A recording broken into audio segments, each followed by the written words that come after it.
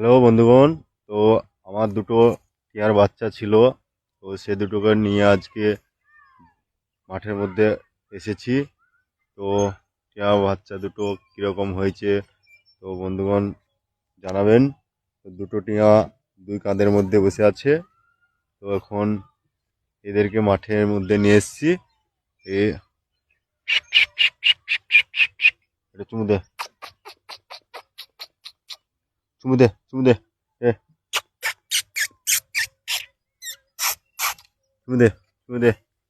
তো দেখতে পাচ্ছেন পুরো ফাঁকা মাঠের মধ্যে আছি এখন টিয়া দুটোকে নিয়ে। চুমু দে, চুমু দে, চুমু দে, চুমু দে,